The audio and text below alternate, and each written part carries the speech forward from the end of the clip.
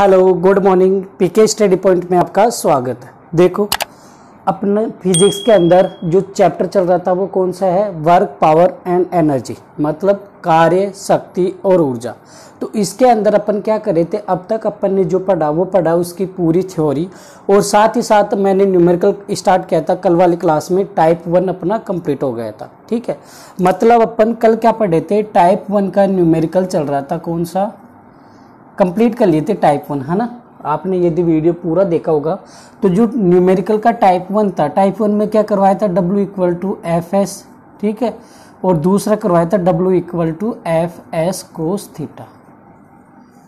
आपको अच्छे से समझ में आ गया होगा। ठीक है, नहीं भी आया हो तो आप मेरे को कमेंट करके बता सकते हो, मैं दोबारा से एक्सप्लेन कर सकता हूँ। ठीक है, तो ये टाइप 1 अपन ने कल कंप्लीट कर लिया था।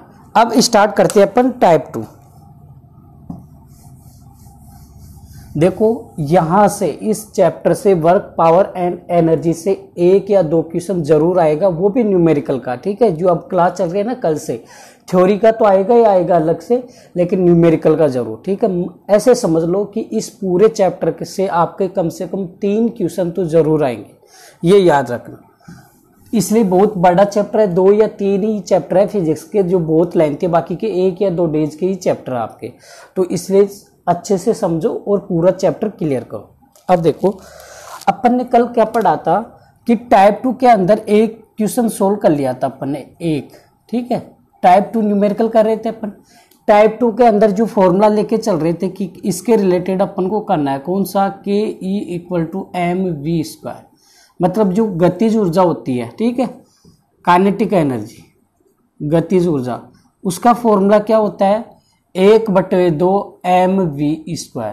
ठीक है, यहाँ पे मैंने बताया था जो m होता है वो अपना होता है द्रव्यमान। ठीक है, द्रव्यमान। ठीक है, v क्या होता है अपना, वेग, वेलोसिटी।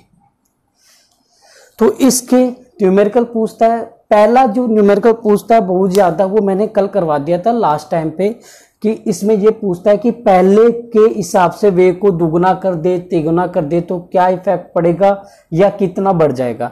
तो मैंने कल 2 क्वेश्चन करवाए थे, उसके रिलेटेड आपको समझ में आ गया होगा। फिर मैं बोल रहा हूँ यदि आपने पूरी क्लास ली हुई हो, थोड़ा सा भी डाउट हो आपके, तो एक बार कमेंट कर दो, मैं दोबारा से आपको करवा दूंगा वो क्वेश्चन। ठीक है, बेझिझक रहो, आपको सिर्फ क्लास लेनी है अच्छे से। जहां भी डाउट हो आप मेरे को कमेंट करके बता सकते हो, मैं वो चीज दोबारा अगली क्लास में पहले उसी को रिवाइज करूंगा। ठीक है, तो देखो अब अपन करेंगे इसके न्यूमेरिकल और। ठीक है, तो और देखते हैं इसके टाइप 2 के न्यूमेरिकल।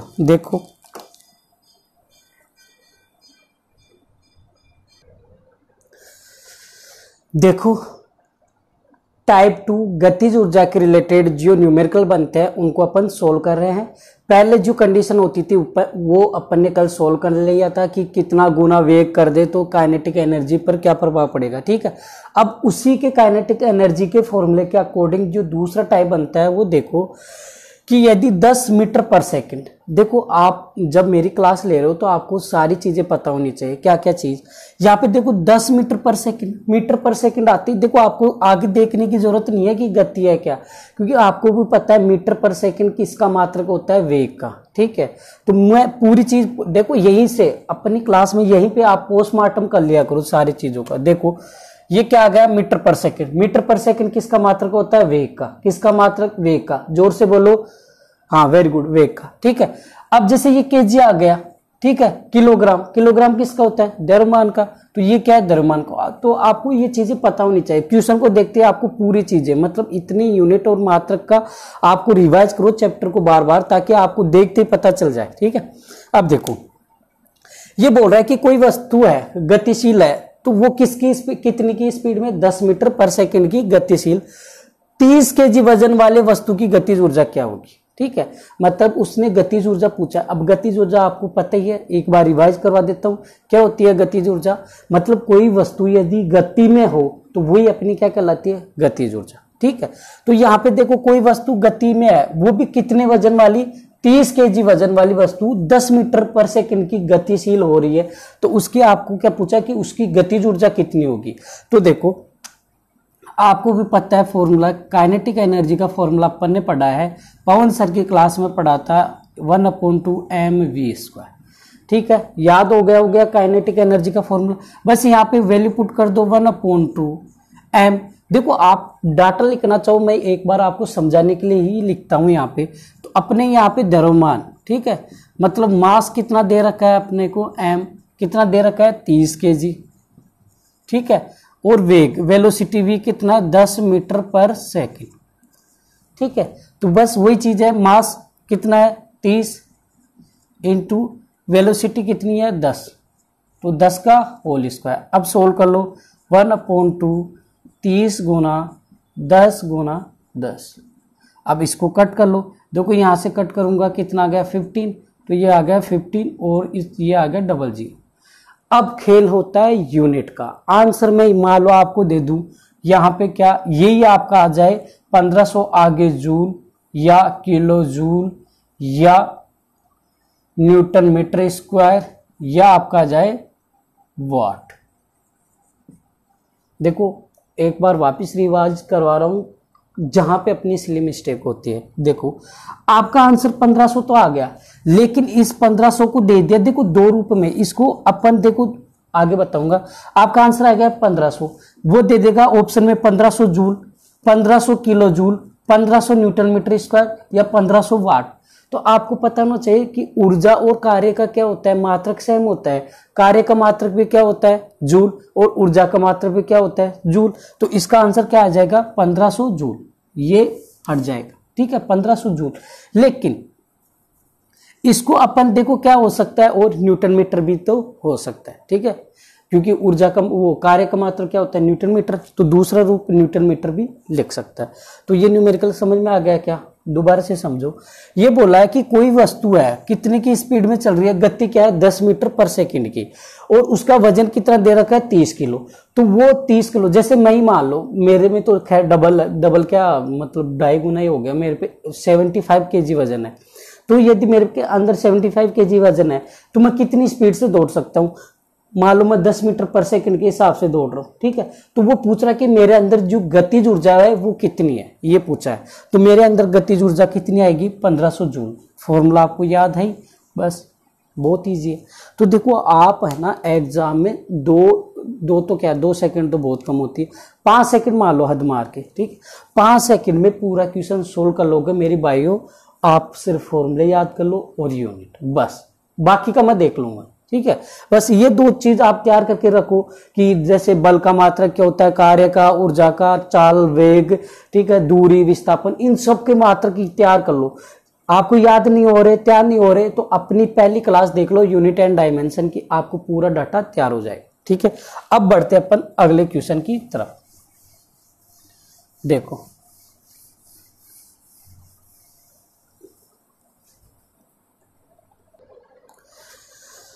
देखो क्वेश्चन, किसी वस्तु की गतिज ऊर्जा 100 जूल है। ठीक है, देखो इसी टाइप के न्यूमेरिकल आएंगे, एकदम इजी, टेंशन मत लो। देखो किसी वस्तु की गतिज ऊर्जा कितनी है 100 जूल है। देखो गतिज ऊर्जा किस में होती है, जूल में होती है। बस पोस्टमार्टम कर लो यहीं पे, देखो याद करवाने का तरीका बता रहा हूँ। गति ऊर्जा का मात्रक किस में, जूल में। ठीक है, और इसका द्रव्यमान 10 kg है, द्रव्यमान का मात्रक kg। ठीक है, याद हो गया। देखो मेरी क्लास में ज्यादातर आपके रिपीट होते रहेंगे, वहीं पे याद हो जाएगा, आपको याद करने की जरूरत नहीं पड़ेगी अदर तरीके से। द्रव्यमान का मात्रक kg, ऊर्जा का मात्रक जूल, द्रव्यमान का मात्रक kg किलोग्राम, ऊर्जा का मात्रक जूल, कार्य का मात्रक भी जूल, शक्ति का मात्रक वाट, शक्ति का मात्रक वाट या जूल पर सेकंड। क्या होता है जूल पर सेकंड। देखो अब इसको सोल्व करते हैं। देखो आपको गतिज ऊर्जा दी हुई है क्वेश्चन में, क्या दी हुई है गतिज ऊर्जा। गतिज ऊर्जा कितनी दे रखी है, देखो यदि आपको रेड पेन से नहीं दिखता तो अब की बार इसी ब्लू पेन से लिख दूंगा, है ना। गतिज ऊर्जा कितनी है 100 जूल। उसके बाद में आपको क्या गिवन है द्रव्यमान कितना दिया हुआ है 10 kg। आपको पूछा क्या है वेग, क्या पूछा भाई वेग। अब आपको पता है काइनेटिक एनर्जी का फॉर्मूला आप जानते होंगे, क्या होता है 1/2 mv²। बस वैल्यू पुट कर दो, ये आपका 100 दिया हुआ है, 1/2 m आपको निकालना है, m थोड़ी निकालना है, v निकालना है वेग। ठीक है, m कितना दिया हुआ आपका 10 और v आपको निकालना है v²। ठीक है, अब देखो 2 से कट कर लिया 5। ठीक है, अब यहाँ पे सोल्व करोगे तो देखो 100, अब ये 5 इधर डिवाइड में आ जाएगा 5 वी स्क्वायर, ठीक है। तो कितना आ गया 20 वी स्क्वायर। वी निकालेंगे यहाँ से तो ये स्क्वायर हटाएंगे तो इस पे क्या लग जाता है वी, रूट, क्या लग जाता है रूट।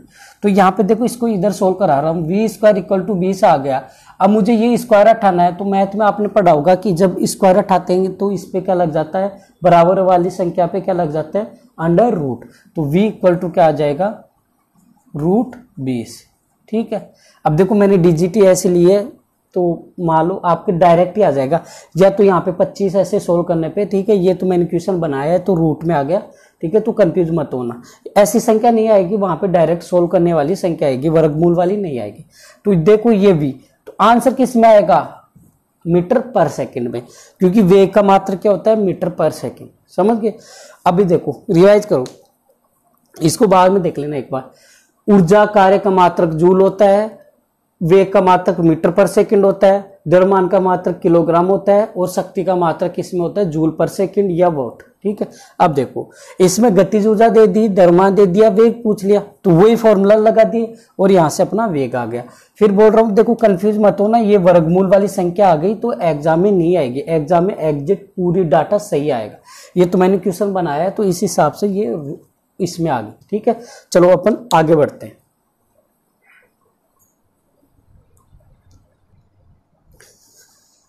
देखो क्वेश्चन, यदि किसी वस्तु का द्रव्यमान 50 केजी है और वेग 5 मीटर पर सेकंड है तो गतिज ऊर्जा क्या होगी।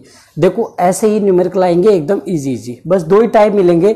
एक तो काइनेटिक एनर्जी का 1/2 mv स्क्वायर का ऐसे डाटा देके सीधा क्वेश्चन, या जो मैंने पहला टाइप करवाया था इसका कि वेग 2 गुना कर दे, 3 गुना कर दे, 4 गुना कर दे, तो उस टाइप का बस ऐसे पूछता है और बहुत ईजी है।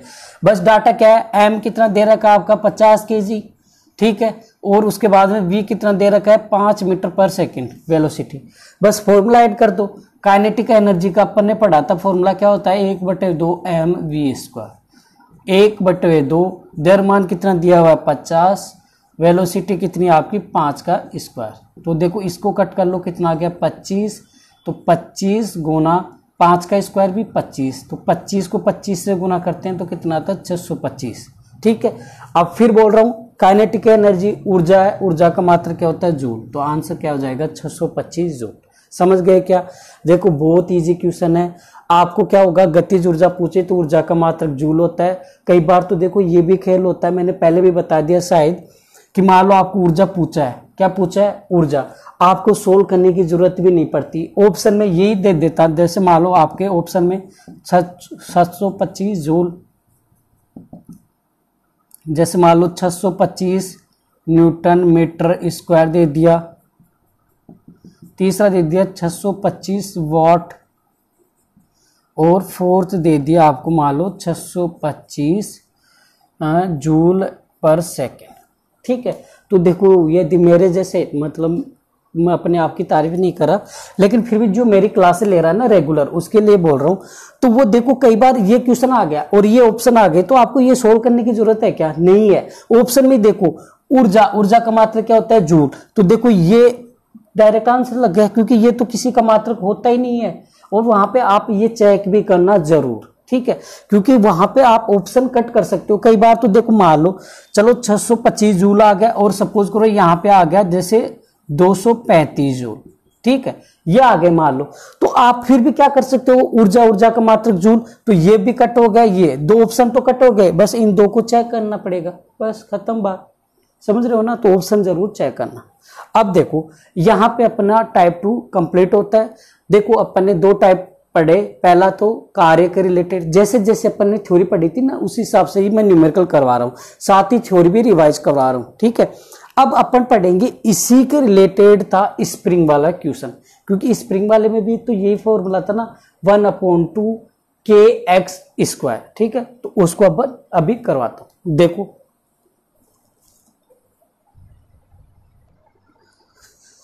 देखो टाइप 3 समझाने से पहले एक चीज तो करवा दूं, मैं डायरेक्ट क्वेश्चन लिखने वाला था लेकिन पहले तो समझा ही नहीं, कि टाइप 3 अपन स्टार्ट कर रहे हैं, ठीक है, टाइप 3 अपन स्टार्ट कर रहे हैं, टाइप 3 न्यूमेरिकल।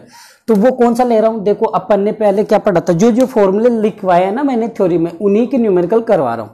तो टाइप 3 के अंदर अपन करेंगे स्प्रिंग की स्थितिज ऊर्जा, स्प्रिंग की स्थितिज ऊर्जा, ठीक है, वो करेंगे अपन।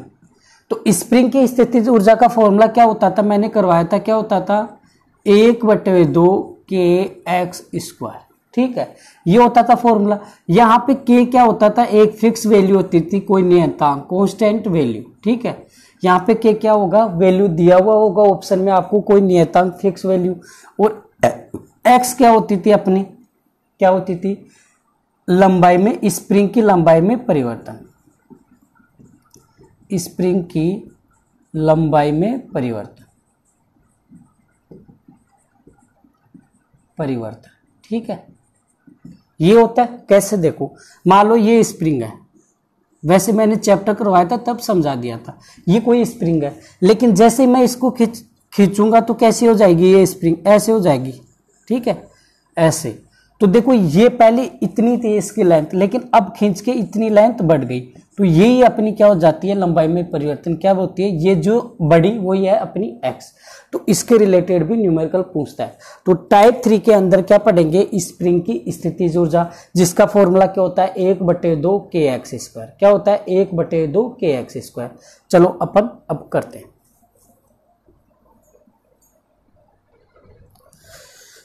देखो भाइयों, स्प्रिंग नियतांक के रिलेटेड अपने क्वेश्चन पूछ लेता है कभी कभार, तो अपन को वो आना चाहिए, बहुत इजी है। देखो कैसे देगा, मान लो कोई स्प्रिंग है जिसकी लंबाई, पहले मान लो स्प्रिंग था सिर्फ अपनी एक अवस्था में था, ठीक है, स्थिति ऊर्जा क्या होती है, यहीं पे देखो मेरा काम क्या है, न्यूमेरिकल के साथ साथ आपको थ्योरी भी रिवाइज करो। तो अपनी स्थितिज ऊर्जा क्या होती है ये पता होना चाहिए। क्या होती है स्थितिज ऊर्जा, मतलब अपनी स्थिति में या आकृति में ही परिवर्तन हो जाना, वही क्या कहलाते हैं, अपनी स्थितिज ऊर्जा। इसके एग्जाम्पल अपन ने पढ़ा था, भंडारित पानी होता है जो तालाब वगैरह में, वो हो गया। जो गद्दा होता है, गद्दे पे अपन पड़ा हुआ जो गद्दा होता है उस पर अपन यदि कूदेंगे तो वो भी स्थितिज ऊर्जा का ही है। चाबी वाली कार वगैरह आती है वो हो गई, घड़ी में होती है ना पेंडुलम घड़ी, जब मतलब चाबी वाली घड़ी, वो वगैरह हो गई, ठीक है। तो क्या हुआ, स्प्रिंग थी पहले एक अपनी अवस्था में थी, तो अवस्था में थी तो 20 सेंटीमीटर था, मतलब देखो मैं समझाता हूं, जैसे ये है स्प्रिंग है, तो इस स्प्रिंग की अभी लंबाई कितनी है, अभी दे रखा है 20, पहले थी 20 सेंटीमीटर, लेकिन जैसे मैंने इसको खींचा तो इस स्प्रिंग की लंबाई हो गई कितनी, 50 सेंटीमीटर। कितनी हो गई, 50 सेंटीमीटर, ठीक है। मतलब पहले स्प्रिंग 20 सेंटीमीटर थी, लेकिन मैंने जैसे इसको खींचा तो 50 सेंटीमीटर हो गई। अब उसके बाद में क्या पूछा है, तो स्प्रिंग की क्या निकालना आपको, स्थितिज ऊर्जा, जबकि स्प्रिंग का नियतांक आपको दे रखा है। तो देखो स्प्रिंग का नियतांक मैं डायरेक्ट लिख दूं क्या, के आपको कितना दे दिया, 100 न्यूटन मीटर, ठीक है। अब देखो मैं एक्स भी लिख लेता हूं या लिख ही देता हूं, स्प्रिंग की परिवर्तित लंबाई, मतलब जो परिवर्तन हुआ वो लंबाई कितनी है, 50 में से कितनी कम कर देंगे, 50 सेंटीमीटर में से कम कर देते हैं 20 सेंटीमीटर। तो कितनी है जो परिवर्तन हुआ ना वो लंबाई लेनी है, ऐसे नहीं कि आप दोनों ले लो या फिर जो 50 है वो ले लो, नहीं, कितनी चेंज हुई। देखो मैंने ये भी बताया था, देखो इसको ऐसे ही समझा देता हूं तभी आपके ज्यादा समझ में आएगा। इसको देखो मैंने ये समझाया था, इधर देखो कि जैसे ये स्प्रिंग है, ठीक है, इसकी लंबाई कितनी है 20 सेंटीमीटर, लेकिन अब मैंने इसको खींचा, ठीक है, ऐसे खींचा तो अब ये टोटल हो गया कितना, 50 सेंटीमीटर, कितना 50 सेंटीमीटर। तो जो परिवर्तन हुआ वो परिवर्तन तो इतना ही हुआ ना, तो ये इतना परिवर्तन कौन सा हुआ, इस 50 में से 20 माइनस करेंगे मतलब कितना, 30, जो अपना x होगा वो कितना होगा, 30। समझ में आ गया क्या, स्प्रिंग की पहले लंबाई 20 थी, जैसे मैंने खींचा उसकी कुल लंबाई 50 होगी, लेकिन जो परिवर्तन है वो परिवर्तन तो इतना ही हुआ, कितना कि इस पूरे 50 में से 20 माइनस कर दे 30, तो जो ये अपने x की वैल्यू आएगी वो कितनी आ गई, 30 सेंटीमीटर आ गई। लेकिन एक चीज देखो, यहाँ पे तो ये मीटर में है, न्यूटन पर मीटर में, और ये है यहाँ पे किसमें, सेंटीमीटर में। तो या तो वैल्यू सेंटीमीटर में रखो दोनों, या फिर मीटर में। तो इसको यदि मैं मीटर में चेंज करूंगा तो कितना हो जाएगा, 100 का भाग देंगे। आपको पता है कि 1 मीटर में कितने सेंटीमीटर होते हैं, 100। तो यहाँ पे देखो 30 में किसका 100 का डिवाइड करोगे तो कितना आ गया, 0.30 मीटर। कितना आ गया, 0.30 मीटर। समझ में आ गया क्या? अब करते हैं इसको सोल्व, इधर करवा रहा हूं। अब देखो आपका फॉर्मूला पढ़ा ही है, स्थितिज ऊर्जा को क्या बोलते हैं, potential energy, PE, potential energy. ठीक है, वो पूछा है तो उसका फॉर्मूला क्या हो गया, स्प्रिंग के रिलेटेड 1/2 kx²। अब सोल्व कर लो आराम से। 1/2 इंटू के की वैल्यू कितनी दे रखी है, 100, गुना क्या दे रखा है, 0.30 का होल स्क्वायर। ठीक है, अब देखो मैं इसको ऐसे लिख लेता हूं, 1/2 इंटू 100। आप चाहो तो इसको 30/100 भी लिख लो, इजी रहेगा। मैं इसको ऐसे लिख लेता हूं, 30/100 का होल स्क्वायर। ठीक है, अब देखो इसको स्क्वायर है तो 2 बार लिखो, 30/100 गुना 30/100। अब कट कर लो, देखो इस 100 से ये 100 कट हो गया, इस 2 से ये कट हो गया कितना, या पहले 0 कट कर लो। देखो 2 से पहले मैं 0 कट कर रहा हूं, देखो ये दोनों 0 इससे कट होगी, तो आपकी वैल्यू क्या होगी, 9/2। ये आया ना, 3 3 9, 9/2, तो कितना आ गया, 4.5 जूल। आंसर क्या आ जाएगा, 4.5 जूल। समझ में आ गया क्या? बहुत ईजी है। देखो स्प्रिंग के रिलेटेड आपके क्वेश्चन आ गया तो आपको फॉर्मूला याद करना चाहिए कि स्प्रिंग की स्थितिज ऊर्जा का फॉर्मूला होता है 1/2 kx²। ठीक है, के क्या होता है, एक स्प्रिंग की नियतांक दिया होता है, कांस्टेंट वैल्यू दी हुई होती है। तो यहाँ पे कांस्टेंट वैल्यू दे दिया क्वेश्चन में 100 न्यूटन मीटर, और यहाँ पे देखो 2 वैल्यू, या तो आपको डायरेक्ट दे देगा कि स्प्रिंग में जो लंबाई में परिवर्तन हुआ वो हुआ 30 सेंटीमीटर, तो आप डायरेक्ट लेना है 30। लेकिन जब इस हिसाब से दे दे कि 20 से 50 हो गया, तो आपको दोनों का डिफरेंस लेना है, परिवर्तन वही कहलाएगा आपका स्प्रिंग की लंबाई में। ठीक है, तो यहाँ पे अपन ने स्प्रिंग की लंबाई में परिवर्तन निकाल लिए। पहले 20 तक जैसे खींचा, टोटल 50 हो गया, तो परिवर्तन कितना हुआ, 50 - 20, 30 सेंटीमीटर। अब ये देखो ये मीटर में था, ये सेंटीमीटर में, तो पहले तो इसको अपन मीटर में चेंज करेंगे। मीटर में चेंज हो गया, फॉर्मूला अपन को आता ही है, लिख दिया। अब अपन को पता है कि ऊर्जा किस में होती है, जूल में, तो आंसर किस में हो गया, जूल। समझ गए क्या? तो ये था अपना टाइप 3। अब मैं करवाऊंगा टाइप 4। ठीक है, डस्टर कहां गया? अब अपन बात करेंगे टाइप 4 की।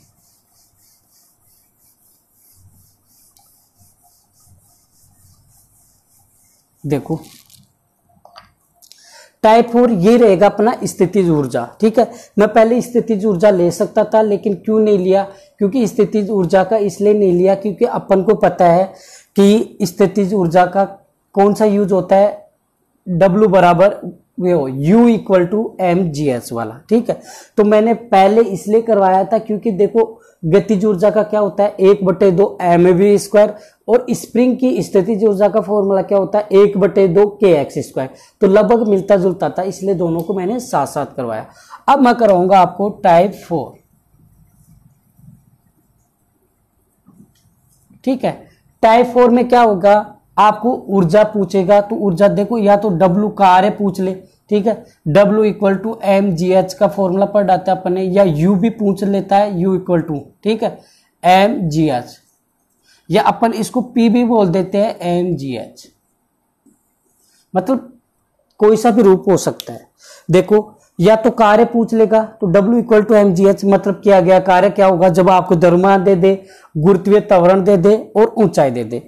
या आपको क्या पूछ लेगा कि गुरुत्वीय त्वरण के कारण स्थितिज ऊर्जा, तो उसको अपन U से लिखते हैं। ठीक है, पता है ना, आपको पूछ ले गुरुत्वीय त्वरण के कारण स्थितिज ऊर्जा, तो मैंने करवाया था U = mgh।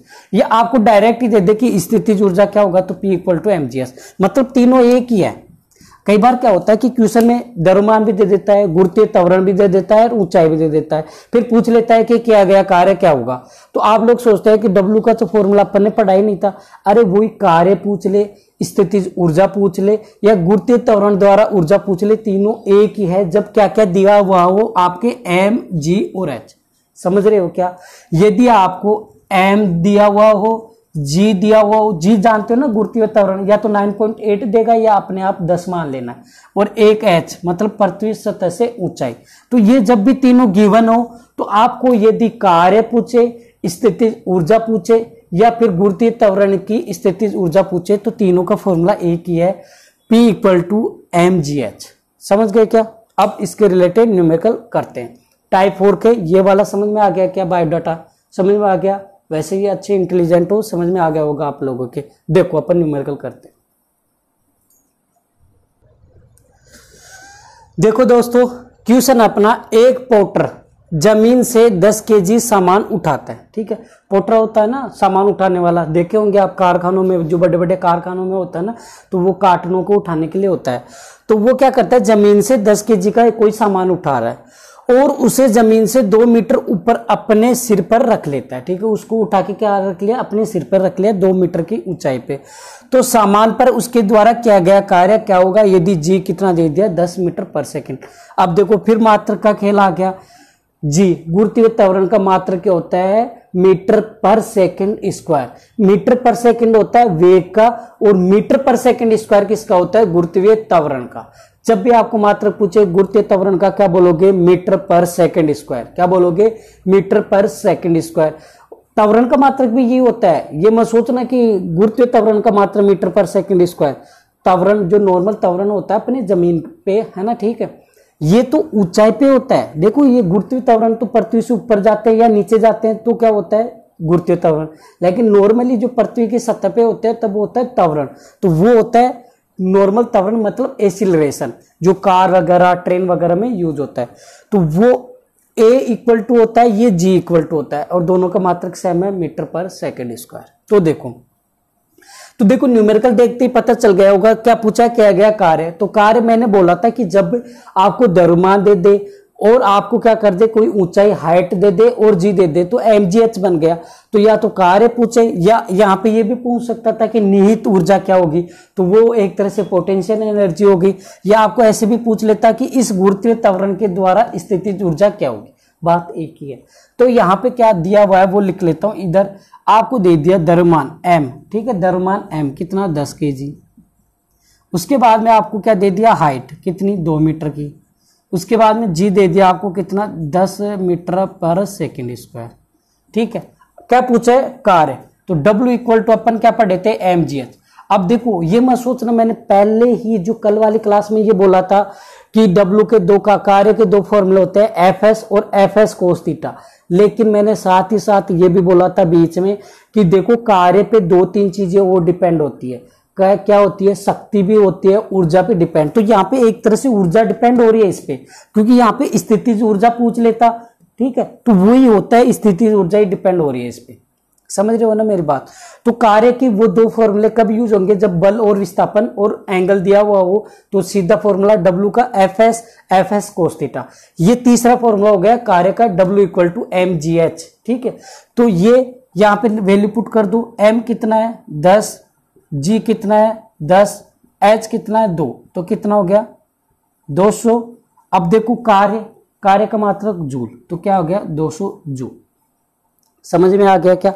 देखो अब मैं ज्यादा लंबी क्लास नहीं लूंगा, आराम से इजी करते जाएंगे, ज्यादा क्वेश्चन नहीं करना आपको, सिर्फ एक फॉर्मूले के 2 या 3 क्वेश्चन की ही प्रैक्टिस करनी है, इतनी प्रैक्टिस खूब है।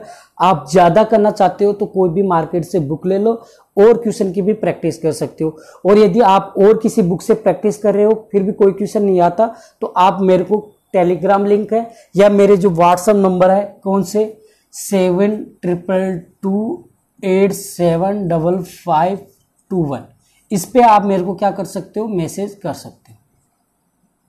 ठीक है, ये मेरे व्हाट्सएप नंबर है। ठीक है, यदि आपको किसी क्वेश्चन में डाउट हो या आप किसी और बुक से प्रैक्टिस कर रहे हो साइंस के न्यूमेरिकल की, तो आपको नहीं आ रहा हो तो आपको मेरे पे इस व्हाट्सएप नंबर पे सेंड कर सकते हो, या आप मेरे को वो क्वेश्चन कमेंट में भी कॉपी पेस्ट कर सकते हो। तो देखो अपना टाइप 4 का एक क्वेश्चन हो गया, इसी टाइप के अपन 2-3 क्वेश्चनों की और प्रैक्टिस करेंगे कल। बाकी के अपन और जो फॉर्मूले बनते हैं वर्क, पावर और एनर्जी के, वो अपन कंटिन्यू करेंगे। तो आज आपको जितना समझ में आया है उसके आपको रिवाइज करना है और प्रैक्टिस करना है। आज के लिए इतना ही। आपको क्या करना है, आपको पता चल गया, इनकी ज़्यादा से ज़्यादा प्रैक्टिस करो, क्लास को पूरा देखा करें, पूरी क्लास टाइम टू टाइम देखें, क्योंकि देखो कभी भी एग्जाम हो सकती है आपकी रेलवे ग्रुप डी की, DFCCIL की और NTPC की CBT 2 तो है ही है। ठीक है, तो आपको ज़्यादा से ज़्यादा प्रैक्टिस करना है, रिवाइज करना है और आपको साथ ही साथ चैनल को सब्सक्राइब भी जरूर करना है। ठीक है, आज के लिए इतना ही। Thank you.